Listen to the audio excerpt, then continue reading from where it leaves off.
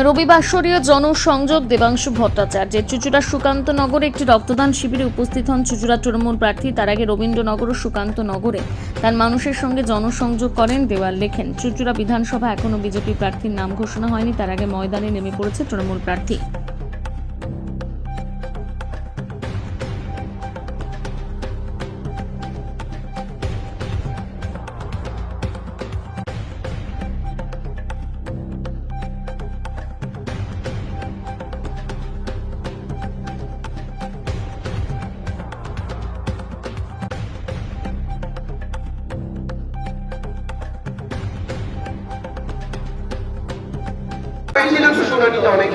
আপনাদের চেনা জানা। আচ্ছা, শুনানির লাইনে তখন তাকিয়েছিলেন, কটা রোহিঙ্গা আর কটা বাংলাদেশি দেখতে পেয়েছেন বলুন তো? রোহিঙ্গা আর বাংলাদেশি তাড়ানো বলে সাধারণ বাংলার 1.5 কোটি মানুষকে অতিষ্ঠ করেছিল, লাইনে দাঁড় করিয়েছিল। এরা হচ্ছে লাইনে দাঁড় করানোর সরকার। এরা যদি রাজ্যের মাটিতে শক্তি অর্জন করে তাহলে রাস্তাতেই কম্বল নিয়ে ঘুমোতে হবে, কারণ রোজ লাইনে দাঁড়াতে হবে। তাই আপনাদের বলছি, সমর্থন করুন, পাশে থাকুন, দিদির হাতকে শক্তিশালী করুন। 15 বছরের বাংলায় আজকে আপনারা যদি কেউ সিদ্ধান্ত নেন যে কাল 1 সপ্তাহ পর কি 1 মাস পর কি 2 মাস পর দার্জিলিং এ পরিবার নিয়ে একটু ঘুরতে যাব, টিকিট কাটলেন সবাই মিলে, একটা কথা আমি নিশ্চিতভাবে বলতে পারি, 3 মাস পরে আপনি দার্জিলিংটা ঘুরতে যেতে পারবেন। 7 দিন আগে টিকিট ক্যান্সেল করতে হবে না এটা ভেবে যে দার্জিলিং এ আবার গোর্খা জনমুক্তি মোর্চার আন্দোলনে বন্ধ ডেকেছে, হরতাল ডেকেছে, আগুন জ্বলছে। কারণ দার্জিলিং এ আজকে হরতাল হয় না। আজকে শীতকালে আপনি যদি মনে করেন পুরুলিয়ার জয়চন্ডী পাহাড়ে পিকনিক করতে যাবেন, আজকে আপনাকে সেই ট্রিপ ক্যান্সেল করতে হবে না, আর আপনি নিশ্চিন্তে প্রাণের ঝুঁকি ছাড়া সেই পুরুলিয়া শীতকালে যেতে পারবেন। আপনি দেখবেন না আপনার বাসের সামনে মুখ ঢাকা মাওবাদীরা কাঠের গুঁড়ি দিয়ে আপনার বাসটা আটকে দিয়েছে, কারণ জঙ্গলমহলে আজকে মাওবাদী নেই। তাই জঙ্গলে মাওবাদী নেই, পাহাড়ে হরতাল নেই, আর লোডশেডিং এর পাট ছুটে গেছে, আপনাদের বাড়িতে আর হ্যারিকেনও নেই। তাই যেই দিদি আপনার বাড়ি থেকে হ্যারিকেন সরিয়ে দিয়েছে সেই দিদিকেই বাংলাতে আরো স্থায়ী করে বসবাস করাতে হবে, মুখ্যমন্ত্রী সিংহাসনে বসবাস করাতে হবে। অনেক পরিবর্তন দিদি করেছেন, আর অনেক কাজ বাকি। দিদি মানুষের জন্য কাজ করেছেন, মধ্যবিত্তের জন্য কাজ করেছেন, গরিবের জন্য কাজ করেছেন। আর নরেন্দ্র মোদী শুধু আম্বানি আদানিদের জন্য কাজ করেছেন। তাহলে একটা হচ্ছে সুটবুটের সরকার, আর একটা হচ্ছে ফিনফিনে সাদা শাড়ি হাওয়াই চটির সরকার। ভোটের সরকারকে ভোট দিলে শুধু বুট পরা লোকেদের জন্যই কাজ হবে, আর হাওয়াই চপ্পল পরা মেয়েটাকে ভোট দিলে হাওয়াই চপ্পল পরা মানুষের জন্য কাজ হবে। তাই সিদ্ধান্ত আপনার, আপনি পরিচর্যা থাকবেন, এইটুকু আপনাদের কাছে অনুরোধ করছি। দাদা, আজকে যেখানে স্বাস্থ্য শিবিরে আপনি অংশগ্রহণ করলেন সেখানে প্রায় 1,000 লোকের নিমন্ত্রণ। হ্যাঁ, সেখানে দেখা যাচ্ছে 4-5টা অকাল গ্যাসের সময় চলছে সিলিন্ডার, কি বলবেন? আচ্ছা দেখুন, কাঠে রান্না হচ্ছে একটা বড় অংশ। অদ্ভুত ব্যাপার হচ্ছে, গ্যাসের সংকট যখন একদম চূড়ান্ত অবস্থায়, তখন নরেন্দ্র মোদীর ব্রিগেড আপনাদের মনে আছে? সেই ব্রিগেডে বিজেপির কর্মীরা সব গ্যাস সিলিন্ডার নিয়ে রান্না করছিলেন। আমরা তো প্রশ্ন করেছিলাম, মানুষ যখন গ্যাস পাচ্ছিলেন না, বিজেপি কর্মীরা পেলেন কোথা দিয়ে? তখন আমরাই প্রশ্ন তুলেছিলাম, তাহলে গ্যাসটাকে গিয়ে ব্রিগেডের জন্য চেপে রাখা হয়েছিল? আমরা জানি না। তো স্বাভাবিকভাবে তখন ওই বিষয়টা তো আমরা দেখেছিলাম। আর এখানে সাধারণ মানুষকে খাওয়ানো হচ্ছে, প্রচুর মানুষ হেল্প করছেন, তারা পাশে আসছেন, এবং কাঠেও রান্না হচ্ছে। স্বাভাবিকভাবে সব রকম মিশিয়ে বহু মানুষ, বহু জায়গায় তো ঘরে ঘরে রান্না হচ্ছে, বহু জায়গায় ঘরে ঘরে, মানে ঘরে ঘরে আজকে জ্বালানি বন্ধ। বহু মানুষ হচ্ছে সেখান দিয়েও, মানে আমি এক জায়গায় শুনলাম একজনকে আলু ভাজতে বলা হয়েছে, একজন কাকিমা তার বাড়িতে নিয়ে গিয়ে আলু ভেজে দিচ্ছেন। তো যে কাকিমা বাড়িতে আলু ভাজছেন তিনি তো তার বাড়ির সিলিন্ডারে ভাজছেন। তো এটার সাথে বিজেপির কর্মীদের গ্যাস সিলিন্ডার নিয়ে মোচ্ছপ করার সাথে তুলনা করবেন। কিন্তু এখানে যেটা দেখা গেল যে ডোমেস্টিক সিলিন্ডারেই রান্না হচ্ছে, এবং যিনি রান্না করছেন তিনি মধ্যে 2টো সিলিন্ডার অলরেডি শেষ হয়ে গিয়েছে। আমি ওটাই তো বলছি, ডোমেস্টিক সিলিন্ডার রান্না হচ্ছে মানে তো সাধারণ মানুষ এগিয়ে এসে হেল্প করছেন বলেই হচ্ছে। আমি একদিন আমার বাড়িতে রান্না বন্ধ রেখে আমি যদি আমার গ্যাসটা দিয়ে হেল্প করি রান্না করার জন্য, তো সেটা তো আমরা করতেই পারি সাধারণ মানুষ। ওটাই তো বলছি যে বিজেপিকে গ্যাসের আকাল তৈরি করতে হয় মোদির মিটিং এ গ্যাসে রান্না করবে বলে, আর আমাদের সাধারণ মানুষ এগিয়ে আসে সাধারণ মানুষকে সার্ভ করার জন্য। গ্যাসের আকাল তো আপনারাই বলছিলেন যে গ্যাস পাওয়া যাচ্ছে না, গ্যাসের দাম বৃদ্ধি, আপনারাই পথে নামলেন। একদম, আপনি বলুন না, পাওয়া যাচ্ছিল কি? পাওয়া যাচ্ছিল কি? ওটাই তো বলছি, পাওয়া যাচ্ছিল কি? মুশকিলটা হচ্ছে এই আন্দোলন প্রতিবাদের জন্য গভর্নমেন্ট যেটা আটকে রেখেছিল কেন্দ্রীয় সরকার, তারা আস্তে আস্তে আস্তে আস্তে ব্যাপারটাকে নর্মালাইজ করার চেষ্টা চালাচ্ছেন, কিন্তু এখনো তো 100% হয়নি। 100% কি হয়েছে এখনো? কিন্তু আকালটা তো হয়েছিল, এই আকালটা কাদের তরফ থেকে হয়েছিল? ভুল বিদেশ নীতির জন্য হয়েছিল, ভারতকে সাফার করতে হয়েছিল। জাপানে 1 বছরের ওপর গ্যাসের রিজার্ভার রয়েছে, আমরা কেন সেই রিজার্ভার তৈরি করতে পারিনি 12 বছরে আমাদের কেন্দ্রীয় সরকার? জাপান তো দুটো পরমাণু বোম খেয়ে শেষ হয়ে গেছিল, তারপরে সেই দেশটা ভাবে তৈরি হয়েছে। জাপান গ্যাস প্রডিউস করে না, আমরা তাও 30-40% গ্যাস প্রডিউস করি। আমরা 30-40% গ্যাস প্রডিউস করার পরে আমাদের রিজার্ভ 40 দিনের, আর জাপান প্রডিউস না করে তো রিজার্ভার 1 বছরের। তো যেটা জাপান পারে আমরা পারি না কেন? শুধু মুখে বিশ্বগুরু বললে হয় না, হর্ষ উগারটা উঠে যায় মাঝে মাঝে। এই ওষুধগুলো কিন্তু ঠিক মতন পায় না, সরকারের ওই যে ন্যায্য ওষুধের দোকান সেইখানে কি দৃষ্টিপাত করবেন? দেখুন, অ্যাবসলিউটলি। এবং আমি আপনাদের একটা কথা বলি, মমতা বন্দ্যোপাধ্যায় জেনেরিক মেডিসিন লেখার কথা, প্রেসক্রাইব করার কথা প্রথম বলেছিলেন এই কারণে, কারণ প্রত্যেকটা ওষুধ কম্পোজিশন ওয়াইজ আমরা যদি কিনি তার এফেক্ট এক, শুধু বিভিন্ন ব্র্যান্ড তার উপর নিজেদের স্টিকার লাগিয়ে দাম বেশি কম করে। মানে একই খাদির জামা একটা কোম্পানি, বিদেশি কোম্পানি, তার স্টিকারটা লাগাচ্ছে বলে 200 টাকা বেশি, আর একজন স্টিকারটা লাগাচ্ছে না বলে 200 টাকা কম, তফাৎ এটাই। তো মমতা বন্দ্যোপাধ্যায় জেনেরিক মেডিসিনের কথা এই জন্য বলেছিলেন যেন ওই নামটা লেখার পর মানুষ ন্যায্য মূল্যের ওষুধের দোকানে গেলে ওই জেনেরিক মেডিসিনের সবচেয়ে সস্তা ওষুধটা পেতে পারেন। বহু ডাক্তার এটা করছেন না, আমরা জানি, সরকারের কাছে সেই রিপোর্ট আছে, সরকার বহুবার এটা নিয়ে সচেতনও করেছে। আপনারা খুব ভালো মতো জানেন, স্বাস্থ্য কেন্দ্রিক বহু আন্দোলনে সরকারকে বহুবার ঘিরে ধরার চেষ্টা হয়েছে। তার মূল কারণ কিন্তু এটা, মমতা বন্দ্যোপাধ্যায় মৌচাকে ঢিল মেরেছিলেন। আপনারা বুদ্ধিমান মানুষ, আপনারা সবটাই বুঝতে পারবেন। তো আমাদের এটা চেষ্টা থাকবে স্বাভাবিকভাবেই, এবং যেন 100% লোককে দিয়ে 100% যারা ডাক্তারবাবুরা আছে, এমনি অধিকাংশ ডাক্তারবাবুই রোগীদের সঙ্গে সম্মিলিত হয়ে কাজ করেন, তারা পেশাটাকে একটা সমাজসেবা মনে করে করেন। যেমন আমরা বেঁচে আছি, প্রত্যেকে নিশ্চিন্ত আছি কিছু ভালো ডাক্তারদের জন্যই তো, কিন্তু অসৎ মানুষ সব জায়গায় থাকে যারা এই কাজটা করছে। তো আমাদের চেষ্টা হবে তাদেরকে চিহ্নিতকরণ করা, তাদেরকে শুধরানোর সুযোগ দেওয়া, আর শুধরানোর সুযোগ না হলে সরকারকে বলে তাদের শাস্তির ব্যবস্থা করা। বিরোধীরা একটা প্রচার করছে যে আপনি বাইরে থেকে এসেছেন, আবার বাইরে চলে যাবেন, আপনাকে সাধারণ মানুষ পাবে না, কি বলবেন? এই কথা তো আমরা বলি, নরেন্দ্র মোদী বাইরে থেকে আসে, বাইরে চলে যায়, আমরা তাকে পাই না। তখন বিজেপি কেন বলে তো দেশের প্রধানমন্ত্রী? নরেন্দ্র মোদীকে আমফানে, ফরিতে, করোনায়, যখন ঝড় আসে, ঝাপটা আসে, তখন তো হাওয়াই চপ্পল পরা 5 ফুট 2 ইঞ্চির মেয়েটাই নবান্নে রাত্রি জেগে থাকে। দাদা কোথায় থাকে তখন নরেন্দ্র মোদী? শুধু ভোট প্রচারে আসবো, ভোট বাংলায় ভোট হলে রবীন্দ্রনাথের মতো দাঁড়ি, কেরালায় ভোট হলে পড়বে সাদা লুঙ্গি, কাশ্মীরে ভোট হলে মানে যে গো অ্যাজ ইউ লাইক প্রতিযোগিতা আমাদের প্রধানমন্ত্রী, ঠিক আছে?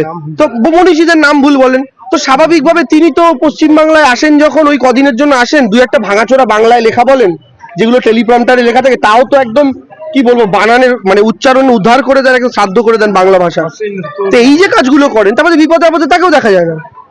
কিন্তু আমি বাংলার ছেলে, মমতা বন্দ্যোপাধ্যায় আমাকে পাঠিয়েছেন, এইটুকু নিশ্চিতভাবে। আচ্ছা, আমি আপনাদের একটা এক্সাম্পল দিই। ধরুন আমাদের আগের বিধায়ক যিনি ছিলেন অসিত বাবু, অসিত বাবু কি চুচুড়ার মানুষ ছিলেন? কিন্তু শ্রীরামপুরের মানুষ ছিলেন। তিনি 15 বছর চুচুড়াকে সার্ভ করেননি, তাকে চুচুড়ায় দেখতে পাওয়া যায়নি। আসলে আপনি সার্ভ করতে চাইছেন কিনা এটা আপনার কাছে প্রধান বিষয়। সার্ভ করতে চাইলে সুন্দরবনে গিয়েও সার্ভ করা যায়, সার্ভ করতে চাইলে প্রশান্ত মহাসাগরের মাঝখানে গিয়েও সার্ভ করা যায়। আর যারা সার্ভ করতে চান না তারা এলাকার কেন, এলাকার একদম আপনাদের বিজেপি যদি দেখেন ঘড়ির মোড়ের ঘড়ির ওপরে বাড়ি আছে, যা তাকে ক্যান্ডিডেট করছে বিজেপির, কাজ করার ইচ্ছা না থাকলে সেও করবে না, সেও করবে না। আমি এইটুকু বলতে পারি, বৃক্ষ তোমার নাম কি, ফলে পরিচয়। আমার গাছটার নাম কি সেটা আমি ফলে পরিচয় দেবো, আর তার হিসাব মানুষ 5 বছর পরে করবেন।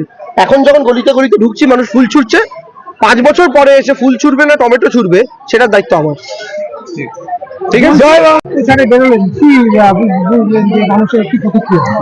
আমার সাথে তো আপনারাও ছিলেন, আমি আপনাদের জিজ্ঞেস করছি কি প্রতিক্রিয়া। দেখুন, আমার তো খুব পজিটিভ লেগেছে। সত্যি সত্যি মানুষ যেভাবে আমাকে দুহাত খুলে আগলে ধরলেন, মানুষ যেভাবে আমাকে গ্রহণ করলেন, আমি সত্যি অভিভূত, আমি কৃতজ্ঞ, আমি চুচুড়াবাসীর প্রতি কৃতজ্ঞ।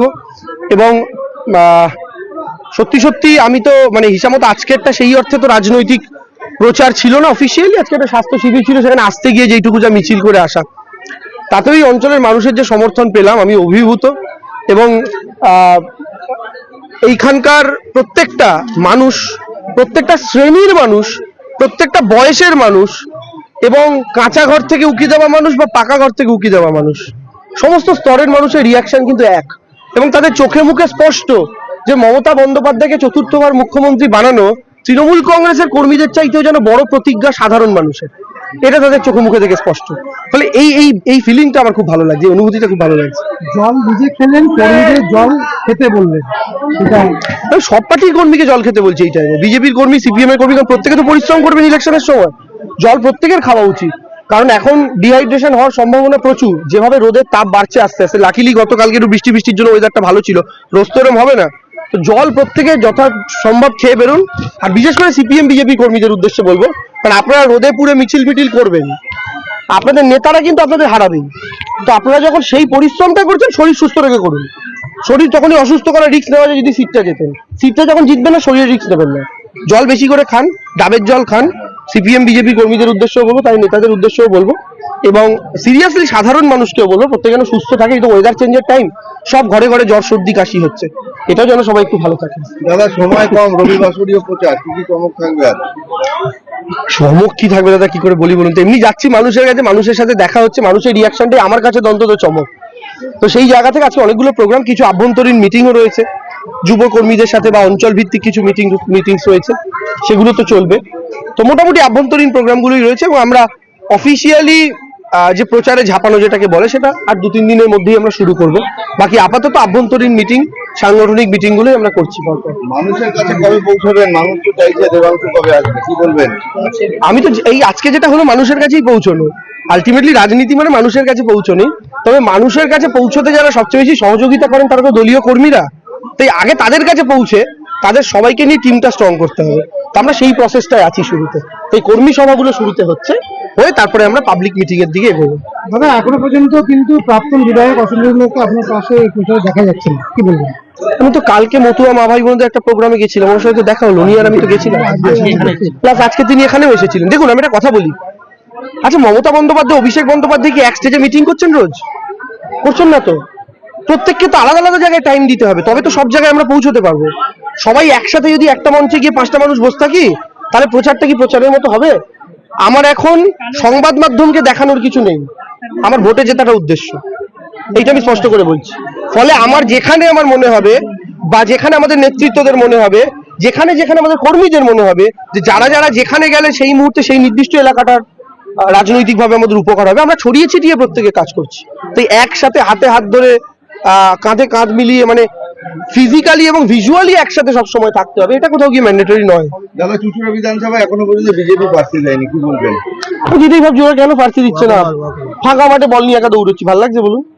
তো ওদেরকে বলবো প্রার্থী দিন, ভালো প্রার্থী দিন, যেন লড়াই করে আনন্দ হয়। কারণ এখনো তো একতরফা লড়াইটা, বিজেপি যেন ভালো প্রার্থী দেয়। এখন বিজেপি যেটা আমি বললাম, ওদের গোয়াল ঘরে গন্ডগোলের সম্ভাবনা প্রভূত। একে দিলে ওর মুশকিল, ওকে দিলে ওর মুশকিল, আবার বাইরে থেকে দিলে দুজনেরই মুশকিল।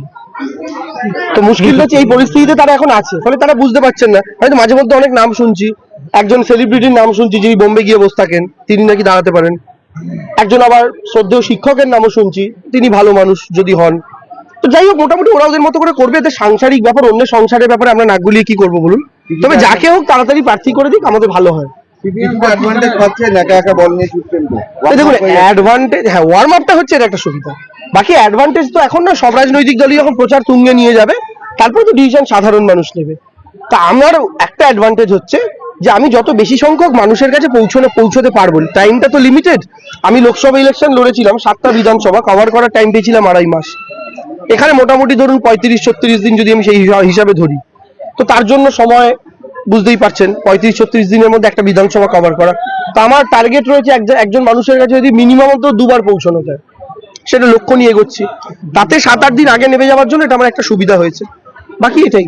দাদা হুগলি সদরে রয়েছে যেখানে অনেক একটু আস্তে অনেক বিভাগ দেখা গেছে যে অনেক অনুপস্থিত অনেক রুগীকে কলকাতায় স্থানান্তরিত হতে হয়, অনেক বিভাগ নেই, সেখানে অনেক চিকিৎসার ক্ষেত্রে অসুবিধার সম্মুখীন হতে হয় গরিব মানুষদের, সেটা নিয়ে কি ভাবনা?